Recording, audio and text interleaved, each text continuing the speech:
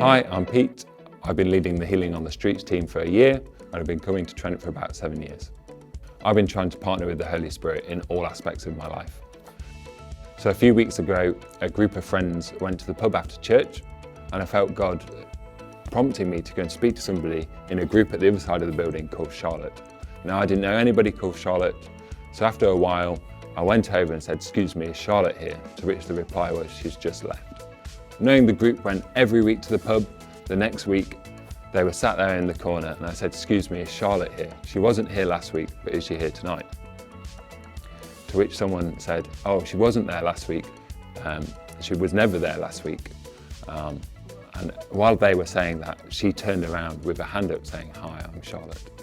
And then I told her then what I felt God was speaking to her about, which was really encouraging because she said, "I just prayed that this morning."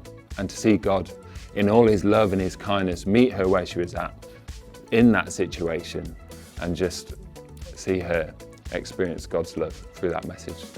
So one night in the auditorium, I was in the media suite upstairs looking out the window and I saw somebody that looked like they had a key down their jumper. So I went over to go and speak to them and it turned out it was a flower. But I felt that it was part of a message that they were making a decision and that the answer was on their front doorstep at their front door. And it turned out they were debating about moving house, and again to see God meet them in that situation, to show that he was part of that decision making, was really encouraging for me and encouraging for them to see that God loved them right there.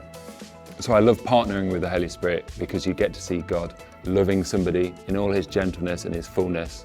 He gets to meet them in whatever situation they're at, and you're just a part of that story. So if I feel God prompting me to go and talk to someone, I always try and not be weird whilst doing a weird thing. And going in all love and kindness, like the person of Jesus would, to speak to this person.